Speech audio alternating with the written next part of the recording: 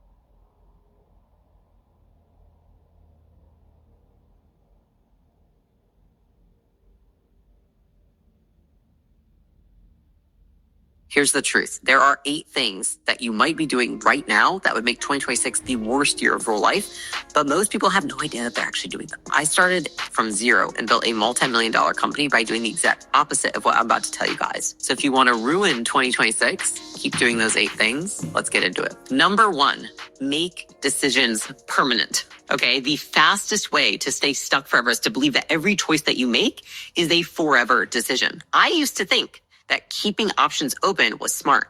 It is not. It's expensive.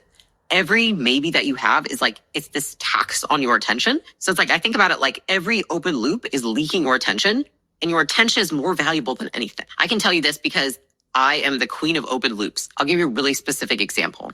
I had somebody that was on the team who I had really liked having on the team. I got along with this person super well. They were on the team for years. And then it was like slowly over time, like a frog boil, that person wasn't a fit for the team with where the company was going and how the company had grown. And I could tell that person was really struggling. And I remember saying to myself, I was like, I just have to get through Q4. Every day it was all I thought about. Every time I saw that person, I felt awkward because like I knew what I needed to do. It cost me like 4 months of my attention. And as soon as I made that switch and it was like the end of the quarter, I finally made the move and I parted ways with that person.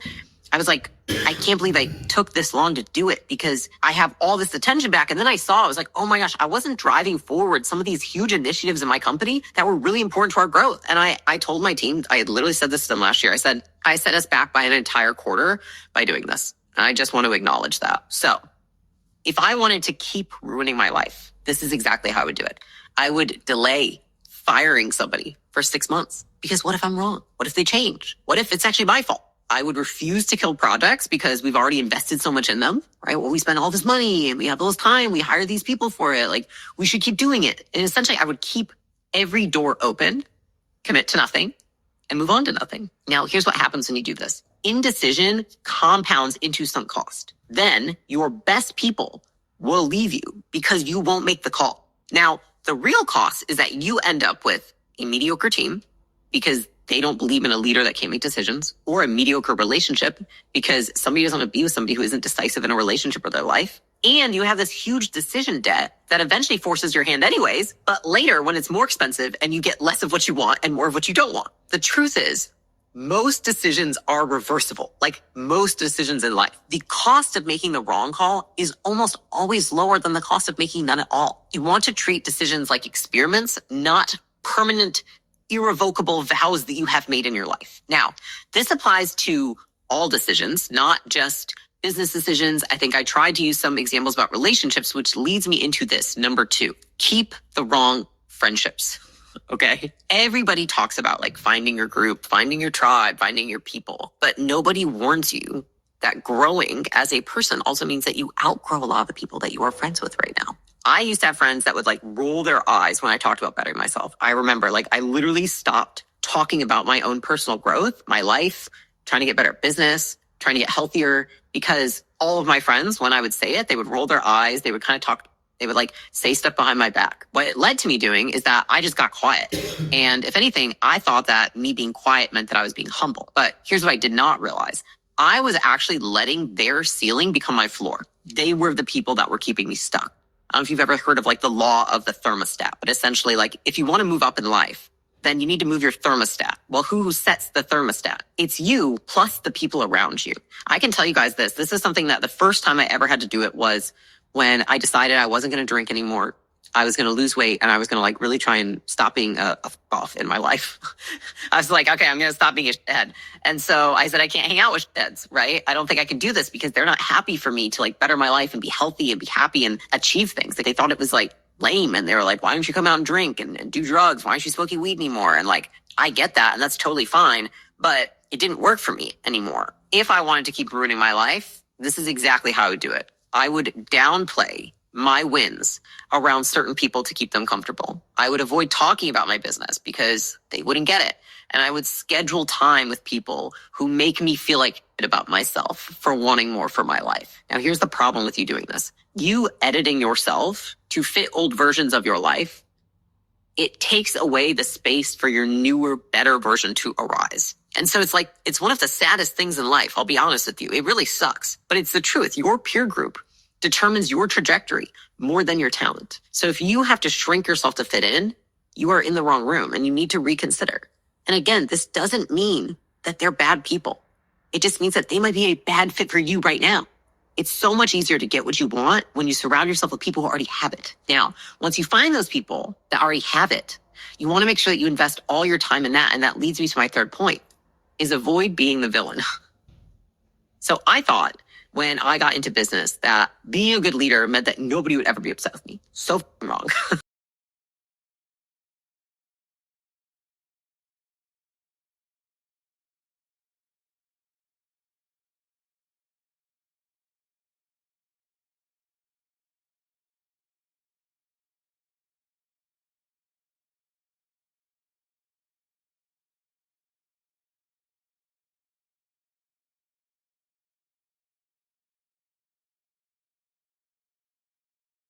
You think the prophetic words on your life will not come to pass?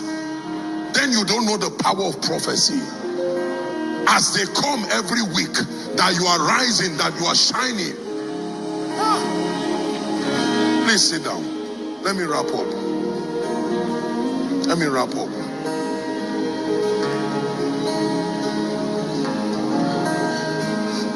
Now listen, our major programs and conferences for the year, I'll leave it and we'll present it next week at the miracle service. So we'll be rolling out our official calendar of events for the year, just for you to know, particularly our family in diaspora, so that you can know and connect. Sound of Revival, Come Up Hither, General Assembly, every other one. So we'll leave that for next week. But let me give you a final charge.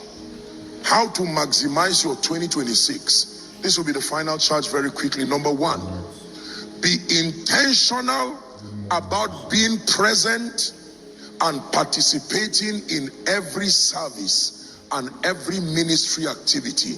A long read, but I'll read it again.